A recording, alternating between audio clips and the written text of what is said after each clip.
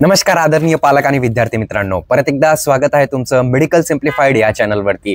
आज आपण या व्हिडिओमध्ये सविस्तरपणे स्ट्रे वॅकन्सी बद्दल चर्चा करणार आहोत की ते राउंड्स कधी स्टार्ट होतील, किती होतील आणि कसे होतील। त्या अगोदर या राउंडमध्ये चॉईसेस लॉक होऊन जातात आणि जे चॉईसेस तुम्ही टाकतात ते शेवटचे चॉईसेस असतात। त्या कारणामुळे लवकरात लवकर तुम्ही आपल्याकडे जॉईन होऊ शकतात मेडिकल सिम्प्लिफाईड वरती। तुमच्या रँकनुसार तुम्हाला बेस्ट पॉसिबल कॉलेज हवं असेल तर आता ही शेवटची संधी आहे तुमच्याकडे।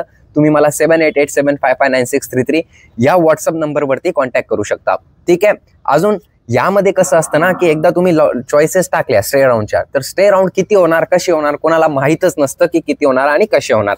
तर या गोष्टीमुळे हा राउंड अत्यंत महत्त्वाचा असतो। कमी मार्क असलेल्या विद्यार्थ्यांना सुद्धा या राउंड्समध्ये संधी असते। त्या कारणामुळे तुमचे जे चॉईसेस आहेत ते अगदी परफेक्टच पाहिजे आणि त्याच्यासाठी माझ्याकडून नसल करायची काही हरकत नाही, पण तुम्ही चूक करणार त्याची तर मी अगोदरच 10 व्हिडिओ त्याच्यावरती बनवून टाकलेले आहेत। ते सुद्धा व्हिडिओ तुम्ही प्रेफर करू शकता की प्रेफरन्स लिस्ट कशी बनवायची आहे। ठीक आहे। तर इथं आता प्रेफरन्स लिस्ट बनवणं अत्यंत महत्त्वाचं, अत्यंत गरजेचं। ठीक आहे। तर तुम्ही मला कॉन्टॅक्ट करू शकता। आता आपण या गोष्टीबद्दल चर्चा करून घेऊया की स्ट्रे वॅकन्सी राउंड कधीपासून चालू होणार आहे। तर एक गोष्ट लक्षात ठेवा की 26 ते 30 तारखेपर्यंत कॅप राउंड 3 ची जॉईनिंग होती BAMS BHMS BUMS स्टुडंटसाठी।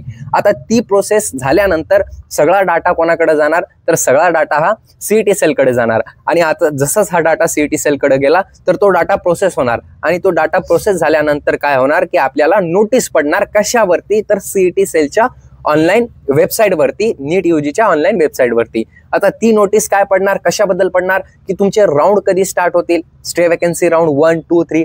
ठीक आहे। 2 राउंडचे नोटीस येत असते साहजिकपणे, कारण आता कसं आहे ना की फक्त एकदा चॉईस फिलिंग आहे, ते चॉईसेस लॉक केल्या तर आता तुमचं गेलं। म्हणजे जर का चॉईसेस चुकीचा भरल्या तुम्ही तर तुमचं वर्षच वाया गेलं। हे गोष्ट लक्षात घेणं अत्यंत गरजेची। आणि तुम्ही जर का बघत असाल तुमच्यावरती किती कॅन्डिडेट आहे ज्यांना चॉईस नॉट अलॉटेड झालेले आहे ते सुद्धा एकदा बघून घ्या। ठीक आहे। अक्षरशः 420 450 460 450 455 मार्कचे विद्यार्थी सुद्धा माझ्याकडे आलेले आहे। आपल्याकडून काउन्सिलिंग घेतलेली आहे, चॉईस फिलिंग घेतलेली आहे, त्यांना सुद्धा कॉलेज अलॉट झालेलं नाही। का अलॉट झालेलं नाही, कारण त्यांनी ती चॉईस फिलिंग मध्ये मिस्टेक केलेली आहे आणि आता ते चॉईसेस परफेक्ट भरणार। ठीक आहे। तुम्हाला कॉलेज जर का 300च्या खाली मार्क असेल, 296 प्लस मार्क असेल, 296 प्लस, तर तुम्हाला कॉलेज अलॉट होईल। ते कशामुळे होईल माहिती आहे का, की जे वरचे विद्यार्थी आहेत त्यांच्या चुकीमुळे तुम्हाला कॉलेज अलॉट होईल। हे लक्षात घेणं अत्यंत गरजेचं। तर लवकरात लवकर तुम्ही कॉलेजची प्रेफरन्स लिस्ट कशी बनवतात ते व्हिडिओ बघून घेणे अथवा मला डायरेक्टली संपर्क करणे। ठीक आहे। आता एक गोष्ट महत्त्वाची, काय महत्त्वाची की स्ट्रे वॅकन्सी राउंड किती होणार दादा, तर ते कोणालाच ठाऊक नसतं ते स्ट्रे वॅकन्सी राउंड किती होतात। ठीक आहे। हे गोष्ट लक्षात घेणं अत्यंत गरजेची। पण एवढं आपण मात्र प्रेडिक्ट करू शकतो की 5 तारखेनंतर काय येणार, आपली नोटीस पडणार ज्यामध्ये काय राहणार की सीट मॅट्रिक्स कधी येणार आहे। ठीक आहे। त्याच्यानंतर ऑनलाईन चॉईस फिलिंग कधी येणार आहे, त्याच्यानंतर ऑनलाईन चॉईस फिलिंग झाली तर त्याच्यानंतर आपलं हे कधी येणार आहे, काय कधी येणार आहे, आपलं काय म्हणतात त्याला, आपलं सिलेक्शन लिस्ट कधी येणार आहे आणि जॉईनिंग कधी आहे, ही गोष्ट आपल्याला त्या 5 तारखेनंतर आपल्याला कळणार। CET सेलवरती ती नोटीस येणार। आय होप तुम्हाला हे कळलं असेल। आता याच्यानंतर तुम्ही काय केलं पाहिजे, तर तुमचे डॉक्युमेंट रेडी ठेवा, सोबतच तुम्हाला कोणतं कॉलेज हवं आहे, कसं हवं आहे, कॉलेज कुठं आहे, कसं आहे, हे सगळ्या गोष्टी तुम्ही याचं निर्वारण करून घ्या। आपण चॅनलवरती BAMS कॉलेज असो, BHMS असो, BUMS असो, सगळ्यांचे रिव्ह्यू टाकलेले चॅनलवरती व्हिजिट करून ते तुम्ही बघू शकतात। ते त्याच्या अगोदर 5 तारखेच्या अगोदर ते तुम्ही करून घ्या।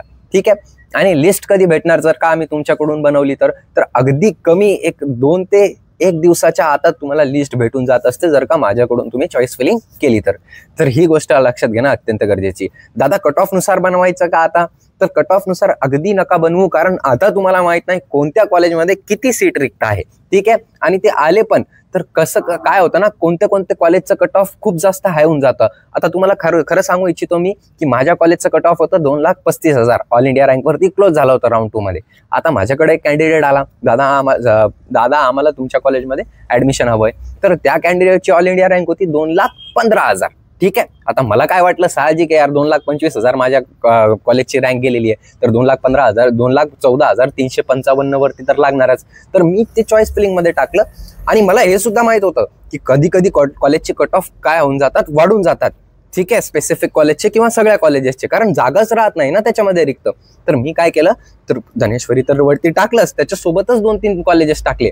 PR पोट्टे झाला, अमरावतीचं 3-4 कॉलेजेस असे सिरियलमध्ये टाकले, कारण मला रिस्क घ्यायचा नव्हता. कारण कॅप राऊंड 2 मध्ये ऑलरेडी त्यांना अलॉट झालेलं होतं कॉलेज, कॅप राऊंड 3 मध्ये त्यांना नव्हतं अलॉट झालेलं. तर मी सगळे कॉलेज सिरियलनं टाकलं.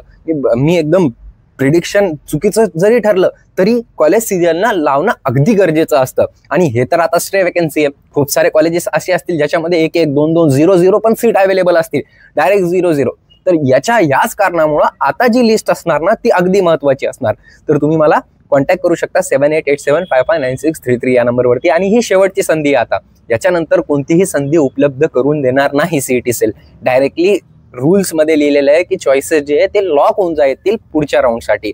तर ही गोष्ट लक्षात घेणं अगदी गरजेची. सो आय थिंक तुम्हाला सगळ्या गोष्टी कळाल्या असेल. सोबतच चॉईस फिलिंग मध्ये फोकस द्या आणि कॉलेजचे रिव्ह्यू बघायचे असेल तर इथं क्लिक करून ते तुम्ही बघू शकता. सोबतच स्ट्रे वॅकन्सी राऊंडचा कट ऑफ कमी जाणार की नाही जाणार त्या व्हिडिओसाठी तुम्ही इथं क्लिक करून बघू शकता. धन्यवाद.